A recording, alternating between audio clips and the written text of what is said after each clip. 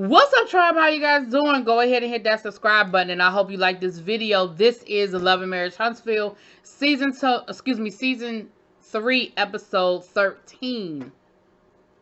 Did I get that right? I think that's right. Anyway, we start this episode off. We have Miss Destiny, who is going to be on the cover of Hype Hair, and she said, listen, when I was growing up, I would tear pictures of Hype Hair out of the magazine and put it up on my wall, so this is a dream come true for me, that I am now on the cover. And I remember Hype Hair growing up, like, when you were looking for a new hairstyle, I remember going to when I would go to my hairdresser, she had Hype Hair in there, and you would flip through and be like, I want that. I want that. So go ahead for you, and kudos to you, Miss Destiny. Destiny has definitely grown on me, okay? I feel like Destiny last season did exactly what what Tiffany is doing, and a lot of these women do when they come on these shows and they the new girl on the block. They feel like they got to make a splash. But she is definitely growing on me. And kudos to you, Miss Tiffany. You're doing the damn thing. We see her cute baby. He is getting big, baby. He is walking around now, honey. Last time we saw him, he was an infant. And he is walking around. And we got to meet her dad. Her dad came through with some flowers, and he talked about how proud of her he was. And I thought that was really sweet. And then Letitia came in. And listen, when Letitia first opened up that door, I promise you I thought it was Miss Wanda. And I was getting ready to say, what is Miss Wanda doing there? And then I realized it was Tisha. I said, ooh. Ooh. But anyway, they proceeded to have a conversation, and they basically were just recapping Vegas, child. Well, how you think things went? Well, this happened, that happened. Child, we was all there. We did not need y'all to recap an event that we spent 2 episodes experiencing. Maybe it was 3. I don't know. But I just didn't feel like whatever. But they did talk about Destiny having a conversation with Tiffany, which again, last week, Destiny already said that she was going to have a conversation with Tiffany. So again, I didn't really see the need for this conversation. She asked her about Marcel not renewing his vows, and Tisha was basically like, you know what? I was just over it. By that point, I was over it. We had a lot going on. We had the hoes arguing. We had this happen and that happen. And you know what? It was just what it was. I was just over it. I thought it would be a good idea with everything that we've been through this year, but clearly he didn't. They talked a little bit about the depression thing, and she was like, I didn't even know. I didn't know that Marcel was dealing with that, and so they basically just touched on it again, child. But again, I just felt like it was a recap. I don't feel like I got anything new. Okay. Then we see Marcel and Martell talking. See, they're gonna be parts of this episode where people are gonna make y'all gonna make me. I don't want to use the word defend. I'm going to say y'all going to make me see things from Marcel's point of view, because I don't want to use the word defend, because I don't feel like I'm defending Marcel. I mean Martell. But here's the stuff that Martell does that irritates me. Martell shows up down to Marcel's job to talk about the 47 acres, and Marcel is going to do the commercial side. But Martell is like, well, the reason why the builders went to Melody first is because she's got the license, and Marcel has the license, and we're friends. So, I mean, I just figured maybe I could just, we could work together on this. But first of all, it doesn't seem like you had that conversation with Marcel. So when you tell Marcel that, you him and Han, you still only giving him a piece of the answer, a piece of the equation. And then you got Chris showing up. Marcel was like, oh, you invited company. So you didn't even tell Marcel that you invited this dude to come down to talk about the 47 acres and doing the residential side. It seems sneaky. It seemed like I'm only going to tell you a piece of the pie because I don't want to, if I tell you everything, I'm scared you're going to say no. So rather than me take a chance of you saying no, I'm not going to tell you the whole story. And it came off very sneaky, Martell. Now, I understand, getting to some stuff we're going to find out later on in the episode, I understand where I keep saying Marcel. I understand where Martell is coming from. But again, if you want people to help you, you got to give people the whole story. You've got to give them the whole situation so they can move in the way that they need to move. It's not fair to not give them the whole story. And the way that was edited, it looked like Marcel didn't know all of the moving parts of this situation. That's just me. I could be wrong. That's how I read it. But Chris basically comes in and they're talking about the 47 acres. And they're talking about you know, how we going to work it, and Martell getting in on it, and has anything been made? No hard decisions have been made yet. We're still trying to figure all of that out. And Marceau's concern is, listen, we're friends and we sort of kind of just getting back in a good place. Not really sure if going into business is the best thing for us right now, but let's see how this works out. Marceau seems very hesitant, which I think he should be. Then we have Destiny and Tiffany meeting up to have their conversation. First of all, let me say, Destiny, that confessional look with the Chinese bang spike hair thingy and the blue with the boom boom, baby, you did that. You did that. That confessional look is giving me what it needs to be given to have gave. You know what I'm saying. I was here for it. Destiny and Tiffany are talking, and I can appreciate that they had an honest conversation. I can appreciate they had a grown woman conversation. I can appreciate that it didn't dissolve into name calling and cattiness. And I feel like they both walked away in a better space. So let's talk about it. Destiny basically said, girl, look, you done came on this show and you came in guns a-blazing. And Tiffany said, well, last year you were the new kid on the block. And I mean, then you make some mistakes. And so, of course, they flash back to Destiny and Kimmy kind of doing that back and forth. They did. And Destiny was like, absolutely. She said, but here's the thing. I didn't bring people's kids into it. I didn't bring people's marriages into it. Like, yeah, me and Kimmy had our little back and forth, but it was always me and Kimmy, and Tiffany was like, you know what, you're right. And you're right. She said, and I apologize. She said, but please understand, Destiny was like, well, you need to let us know some of your tea. Like you spilling tea and you talking about everybody else's tea. What's going on with you? And Tiffany really opened up. We found out that Tiffany is biracial and that her mother basically gave her up for adoption and kept her 4 all white kids and put her up for adoption because I guess she didn't want to raise a biracial child. But this is what I'm going to say to your mama. If you didn't want to raise a biracial child, then maybe you shouldn't have been having sex with somebody that was of the other hue. I'm just saying. But neither here nor there, she said, so she grew up in a family that nobody really looked like her. She said it was a lot, adjustment. She said in high school, a neighbor told her, girl, you adopted. So she didn't know she was adopted, and she found out from the neighbor. She said she was also pregnant, and she wasn't, her and the father of her oldest child, they broke up. She said, so girl, I've been through some stuff. It hasn't always been a bed of roses for me. I done been through some things, she said. And, all I can say is that I can apologize. I know that when I make a mistake or when I'm wrong, I can apologize. And I can be honest and tell you that I'm probably going to have to apologize again because I'm not perfect and I'm going to make mistakes. And Destiny was like, I appreciate it. And I definitely... I can accept that, I can definitely accept your apologies, your apology, she said, and let's move forward because I don't want to hold any grudges.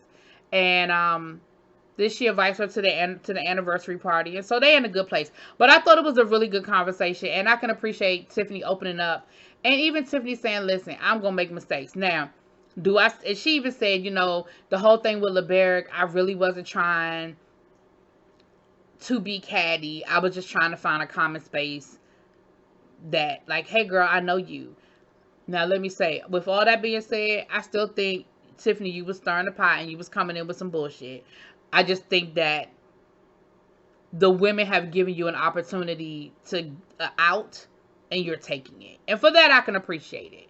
Because this could have continued to just go on and on and on and on and on and just be a whole bunch of back and forth. But I think you realize, okay, that didn't go over the way I thought it was going to go over.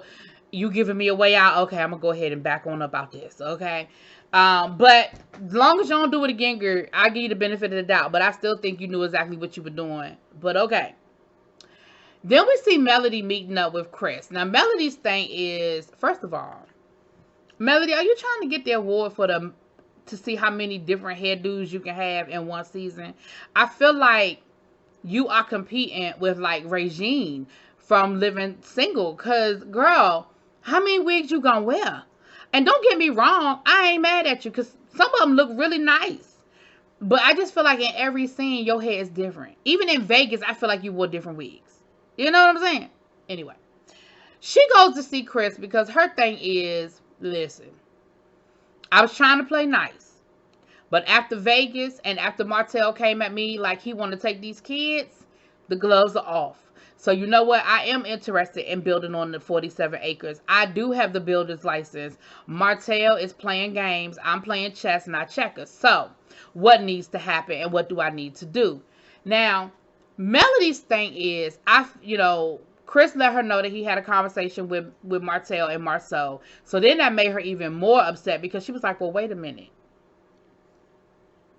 He would rather team up with Marceau, somebody that he just got back cool with, who he claims stiffed him on a job before, rather than work with me. Like, that's crazy to me.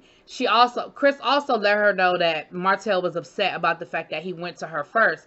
Why would he be mad? I'm the one with the builder's license. I don't understand what he mad about. Chris, she was messy for that. You didn't need to let her know he got mad. Like, all you needed to let her know was that you talked to him. And he may or may not be in a position to participate, okay? But you ain't have to let her know you was being messy.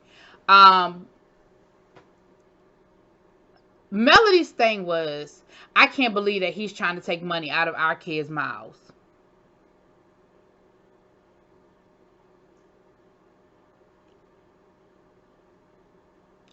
This is the part that's gonna hurt me, y'all, because this is the part where I have to, again, I don't want to use the word defend. But maybe defend is just the only word I have right now. I don't think that Martell was trying to cut Melody out in a malicious way. I think Martell came out of this divorce in bad shape. I think financially, bad shape. Ego, bad shape. We know his credit. We're going to talk about that in a second. Bad shape. Melody has been able to fly after the divorce. She is thriving. She is hustling. She is making money hand over fist. She is doing the damn thing. And I'm not taking nothing away from that. Nothing. But on the flip side, Martell is struggling. And I honestly feel like the 47 acres he sees as his comeback. His way to get back in, to get back on his feet, to be in a good financial position. That is what I see. I do not see, and I know Martell does a lot of shit, and I'm not giving him a pass on everything he's done. Please know that. But I honestly do not think this is one of those situations. I do not. I do not. Now, I could be wrong. But I honestly do not feel that way. But that's how Melody is taking it. Melody is taking it as Martell just being malicious and trying to cut her out and take money away from her. And she has a right to her point of view because, again, she knows him way better than I do. So she definitely has a right to her point of view on it. Then we see Martell visiting Maurice. And this is another reason why I say I feel like Martell is just trying to get it back together. Martell's credit is shot, and it looks like he's thinking about filing bankruptcy. And Maurice is talking to him about his options and what he can do. You know, what are the best options for him to do in order to get him back on his feet.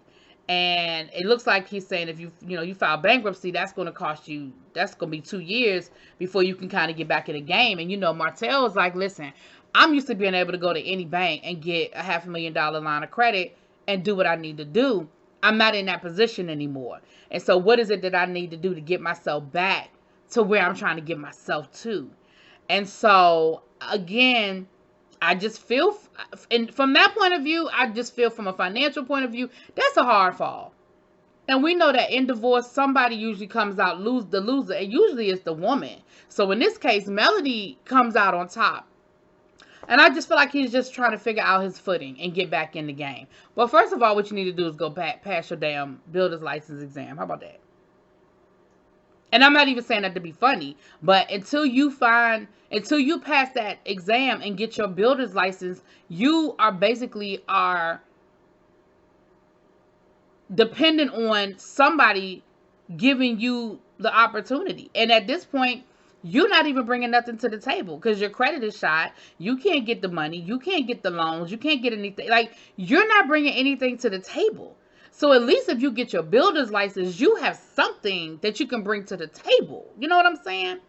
Anyway, then they get to talking about the depression piece again. And Maurice was like, listen, I just want to check on you. After the conversation we had in Vegas, it sort of opened up my eyes, to keep an eye on Marceau and keep an eye on you. And so I just want to check in with you on how you're feeling.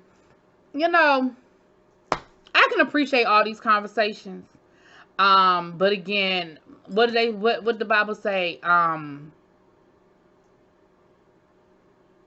Oh shoot. See now, work without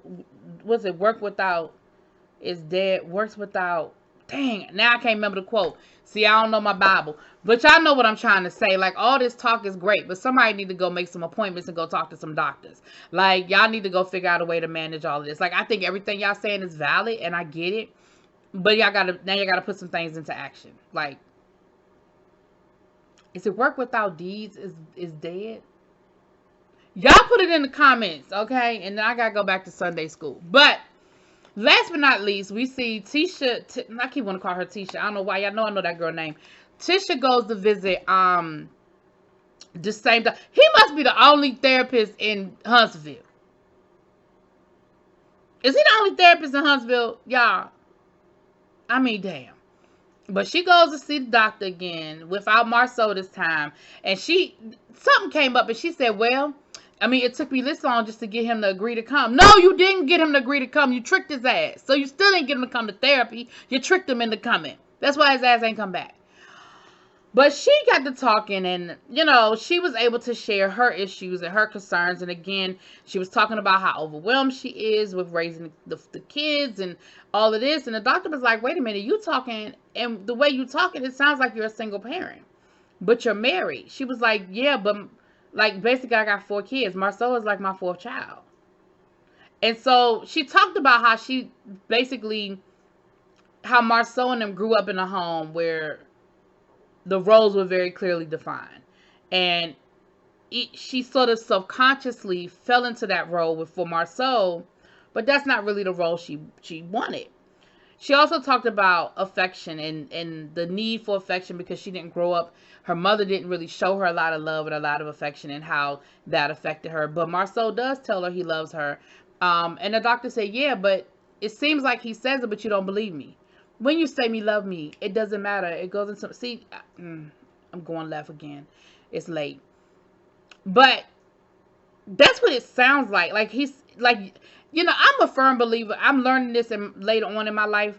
I'm a firm believer in love languages. And one of the things she brought up was that Marceau throws at her the materialistic stuff, that she likes materialistic things, and that's why he has to work hard. And basically, she should be happy that she's able to go to the bank and swipe a credit card and it don't get declined, and she can pretty much get whatever she wants within reason. And so the doctor was like, well, does he throw that at you? Like, is that how he sort of throws it at you? And then somehow or another, we circle back around to his depression. And the doctor was like, so is he blaming you for his depression because he worked so hard to buy you the materialistic things? And I was like, what?